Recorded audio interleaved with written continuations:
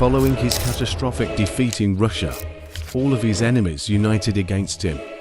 But Napoleon will not go down without a fight. The fate of Europe is about to be decided in the greatest campaign in history. After his disastrous invasion of Russia, Napoleon returned to Paris to rebuild his shattered army, leaving the remnants of the Grande Army under the command of Marshal Murat, who was unwell. However, Murat abandoned the army to return to his kingdom of Naples, prompting Napoleon's adopted son, Eugene, to take command. Meanwhile, some advisors urged Emperor Alexander I to negotiate peace with Napoleon, but he resolved to press on and revenge the destruction of Moscow. At that time, Prussia signed a truce with Russia, and Austria declared neutrality. Russian armies swiftly advanced, culminating in their entry into Warsaw on February 7th. Concurrently, Eugene, after establishing garrisons in strategic fortresses, retreated westward. Many of these garrisons subsequently faced sieges. On February 28th, the Russians entered Berlin without resistance. On March 9th, Prussia declared war on France, and 8 days later, King Frederick William III issued his famous proclamation, "And main folk to my people," marking the start of the War of German Liberation. Since its defeat in 1806, Prussia had reformed its army under General von Scharnhorst. Additionally, Prussia formed Freikorps volunteer irregular units made up of students, urbanites, and others, including the renowned Lützen Freikorps. The Prussians mobilized an army of 80,000 regular troops to bolster the newly formed Sixth Coalition against Napoleon. Around the same time, Sweden also joined the coalition. Its crown prince, Karl Johann, formerly Marshal Bernadotte of France, had turned against Napoleon after becoming Sweden's heir in 1810. By 1813, Bernadotte had assembled a Swedish force of 30,000 to 40,000 soldiers.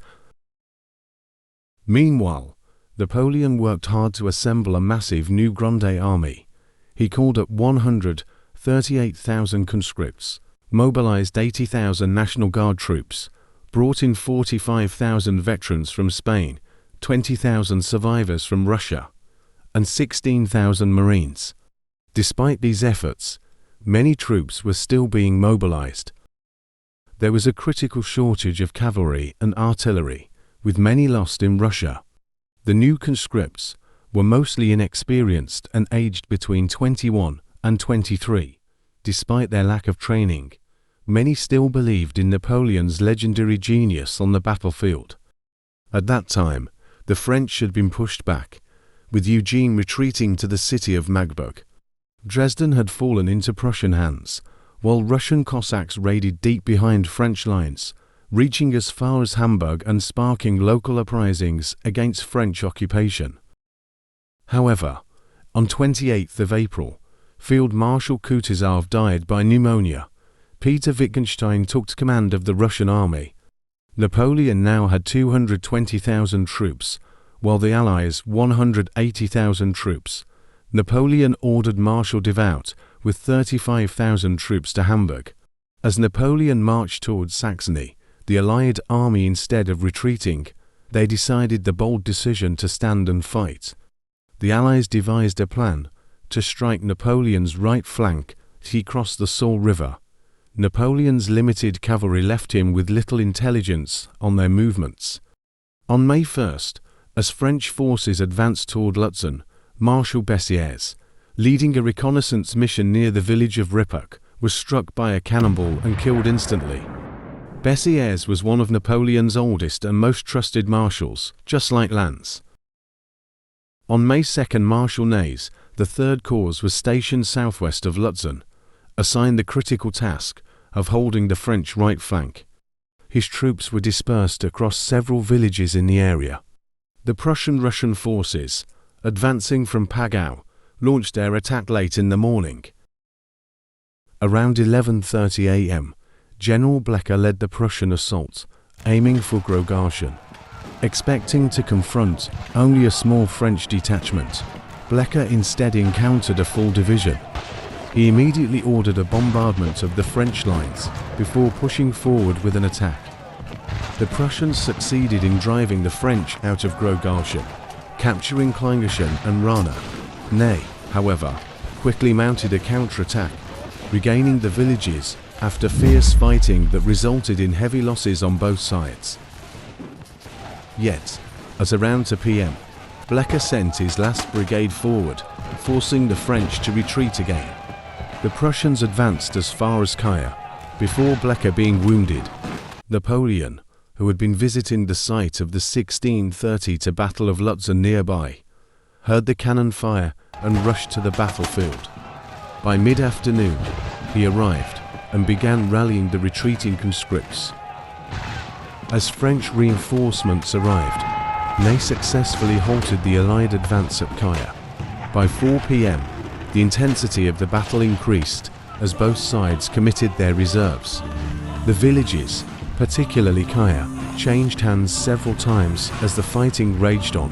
As the Allied forces pressed their advance, Napoleon ordered his Grande Battery, a concentrated mass of 100 guns, to unleash a devastating cannonade. With the arrival of Bertrand's the 4th Corps and MacDonald's the 11th Corps on Napoleon's flanks, the French position was secured. Finally, Napoleon sent in the Imperial Guard for a massive counterattack aimed at reclaiming the villages. A desperate cavalry charge from the Prussians briefly pushed the French from Rana, but after intense fighting, the French managed to drive back the Prussian and Russian forces by 6 p.m. By nightfall, the coalition army began to retreat in good order, narrowly avoiding a complete rout due to the lack of sufficient French cavalry to pursue them.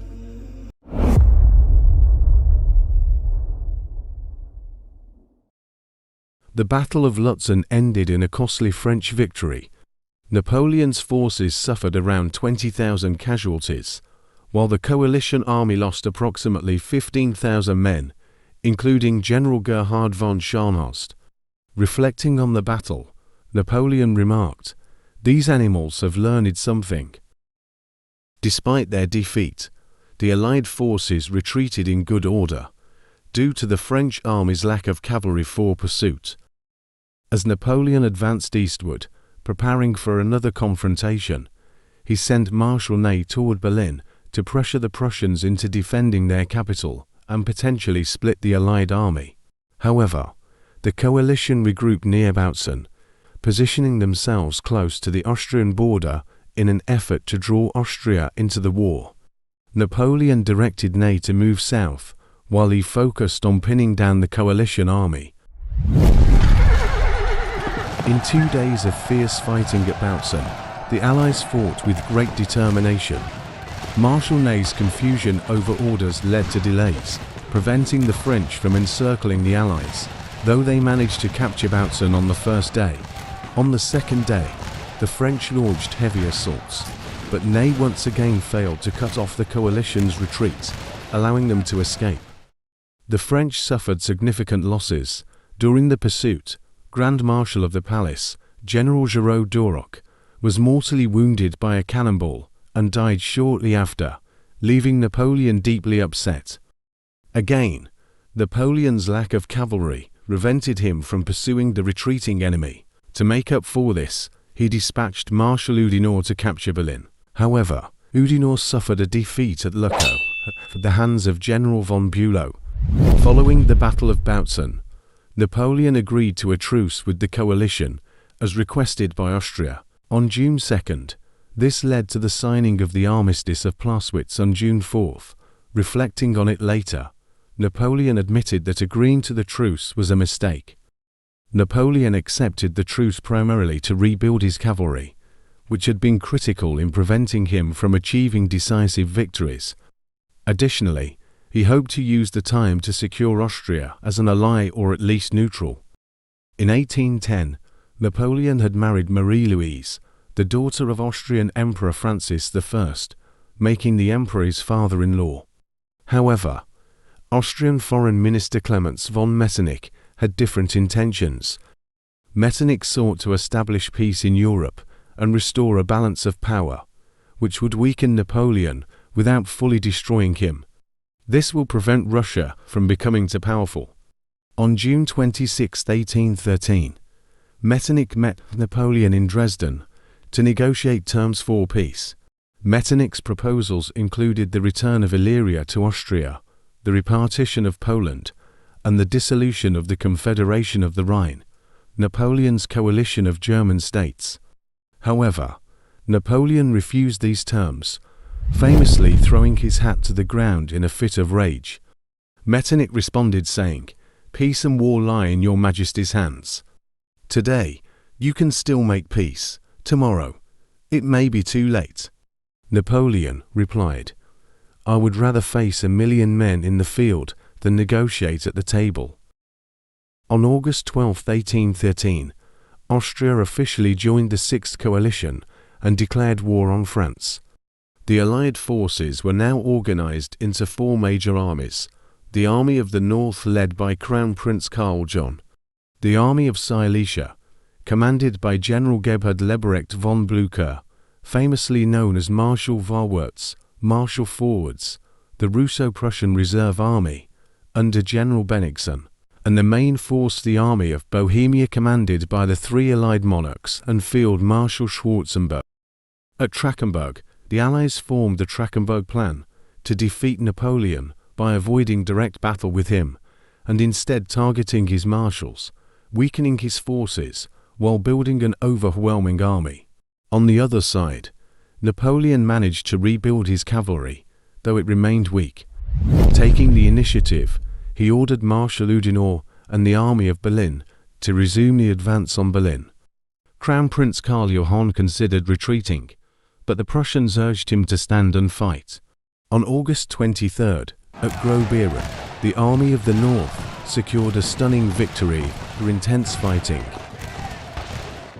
At that time, Napoleon advanced toward General Blücher's Army of Silesia, seeking a decisive battle. However, Blücher retreated.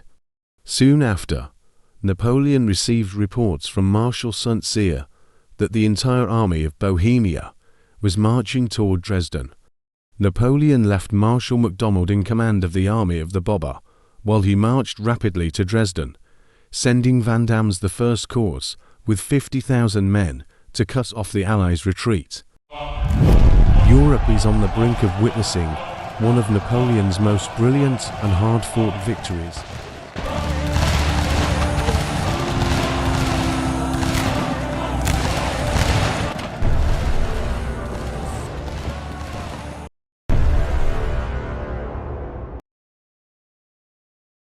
After the Armistice of Pläswitz, Napoleon sought a decisive battle and advanced towards Blücher.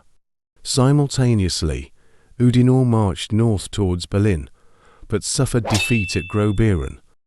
Blücher retreated just as Napoleon arrived, and reports soon reached Napoleon from Marshal St-Cyr that the massive army of Bohemia was advancing towards Dresden. Napoleon left Marshal MacDonald to monitor Blücher's movements while he rapidly marched his forces towards Dresden. To cut off the Allies' potential escape routes, Napoleon dispatched Vandam's the First Corps, comprising 50,000 men. In Dresden, the capital of Saxony, Marshal St-Cyr commanded a garrison of 20,000 men. Vastly outnumbered by the approaching Allied force of 200,000, 10-1 disadvantage, St-Cyr fortified the city's defences. 5 redoubts were constructed, and artillery positions along the Elbe River secured the vulnerable left flank, while marshy terrain shielded the right. The Allies hesitate in their plans. Tsar Alexander wanted to attack quickly, believing Napoleon was far away, while Schwarzenberg wanted to wait for more troops. The Allied assault on Dresden finally began around 3 p.m. on August 26. Wittgenstein advanced, colliding with St-Cyr's defensive lines. French artillery, well positioned in the fortified redoubts and along the Elbe River, rained devastating fire on the advancing troops, resulting in heavy losses. Despite the relentless French bombardment, Kleist Prussians pushed into the Grosser Garten, forcing the outnumbered French defenders to fall back toward the city. In the center, Austrian forces launched fierce assaults on the French redoubts. After intense fighting, they succeeded in capturing the 3rd redoubt and threatened to overrun the 4th and 5th as well. The situation for St. Cyr was becoming critical. In response, St. Cyr ordered a limited counterattack, which slowed down the Allied advance. By late afternoon, Napoleon arrived on the battlefield and immediately dispatched reinforcements. Marshal Ney and Marshal Mortier led 4 divisions of the Young Guard into the city. Simultaneously, Marshal Murat led forward his cavalry and struck the Allied centre on the Friedrichstadt Plain. Murat's cavalry smashed into the Austrian columns, taking an entire regiment prisoner, driving the enemy back. The French launched a counteroffensive. Ney's Young Guard divisions and St. Cyr's forces retook the 3rd redoubt. By nightfall, the French had regained nearly all of St. Cyr's original defensive positions. A torrential downpour drenched the battlefield, turning the ground into deep mud and swelling the streams.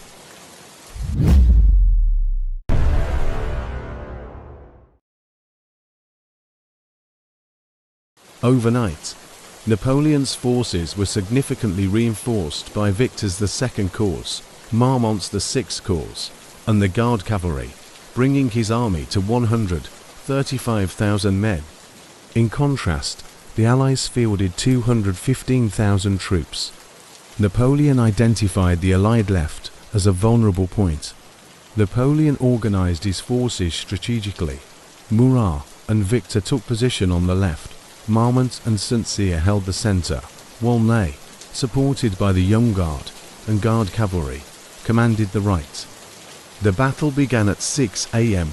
with devastating cannon fire. Victor advanced, driving back the Austrians after fierce fighting. In the centre, St. Cyr took Strelin, but a Prussian counterattack caused heavy losses. By 11 a.m., Ney and the Young Guard pushed back Wittgenstein's forces. At 11:30 a.m., Murat and Victor began their biggest attack on the Allied left. Victor's infantry advanced, pushing the Austrians back in brutal combat. Meanwhile, Murat's cuirassiers and dragoons smashed into the exposed Austrian lines, inflicting heavy losses on the Austrians. A French observed, Murat, cut off from the Austrian army Klenau's course, hurling himself upon it at the head of the Carabineers and cuirassiers. Nearly all Klenau's battalions were compelled to lay down their arms, and 2 other divisions of infantry at their fate. The torrential rain rendered Austrian muskets useless. Victor's divisions pushed on, capturing thousands of prisoners. By early afternoon, Allied left flank was almost destroyed. Over 15,000 men were lost. General Moreau, a former rival of Napoleon, was struck by a cannonball, crippling him. By 5 p.m., the Allies began a slow retreat, withdrawing south into the Bohemian mountains under the cover of rain and a strong rearguard. The Allies suffered a disastrous defeat, suffering heavy losses. As they retreated, they remained unaware of the looming danger. Vandam's I Corps was poised to strike at their rear. However, for Napoleon, within 10 days, reports would arrive that would completely turn the situation on its head.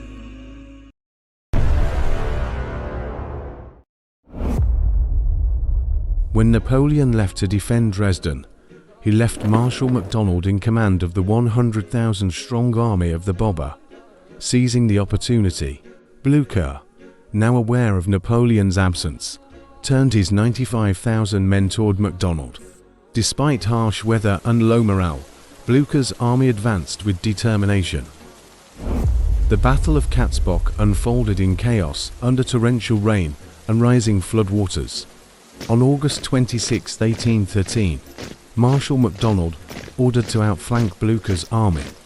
However, swollen rivers and misunderstanding fragmented the French lines. Blücher seized the opportunity, launching a fierce counterattack with his right wing. Unable to fire muskets due to the rain, the battle devolved into brutal melee combat with bayonets. Noticing a gap, The Prussian cavalry smashed into the French lines. The French, the 2nd Cavalry Corps, were routed, and their entire French division was captured by 6:30 p.m., forcing the remnants of MacDonald's army to retreat.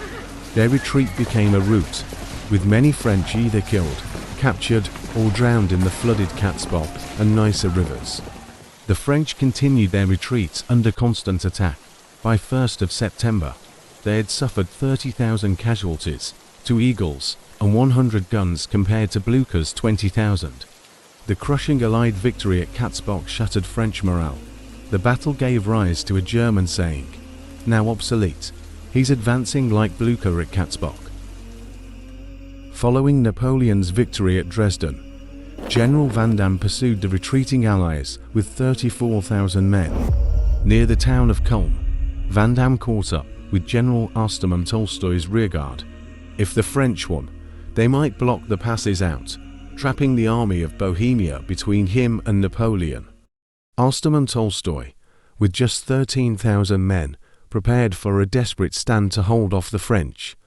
On August 29th, Vandamme launched his offensive. In hard fighting, the Allied army repelled all Vandamme's attacks at heavy cost. By the end of the day, each side had lost approximately 6,000 men.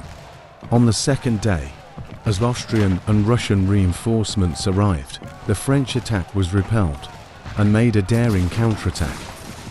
The situation got worse when General Kleist launched a surprise attack on Vandamme's rear. The raw French troops were unable to fend off the Allies. Vandamme's corps was almost destroyed, losing 25,000. Vandamme himself was captured along with 15,000 men, while the Allies lost 12,000. The Battle of Kulm was a disaster for the French, as the Allies recovered from their defeat at Dresden. After the defeat at Grossbeeren, Napoleon replaced Oudinot with Ney, who managed to regroup the army of Berlin, assembling a force of 70,000 men. Ney soon engaged von Bülow's forces at Dennewitz. However, the Prussians fought bravely. With the arrival of Karl Johann's Swedish reinforcements, the French were pushed back and pursued, suffering 22,000 casualties. Since the start of the campaign, both sides had fought in 5 major battles, with several smaller engagements. 4 of these were decisive Allied victories. The French suffered approximately 140,000 casualties and lost 200 guns, while the Allies sustained around 70,000 casualties and lost 50 guns. On October 8, 1813, Bavaria, a French ally since 1805, joined the Sixth Coalition by signing the Treaty of Ried and declared war on France on October 14th. With Napoleon's army shrinking from 350,000 to 200,000, he chose to retreat behind the Elbe River. On October 4th, Blucher advanced and captured Wittenberg, but retreated as Napoleon moved toward him. Meanwhile, Schwarzenberg advanced on Leipzig, threatening Napoleon's retreat. Realizing the danger, Napoleon ordered all his forces to concentrate at Leipzig. Napoleon's empire hangs in the balance, as the fate of Europe is set to be decided at Leipzig, the Battle of the Nations.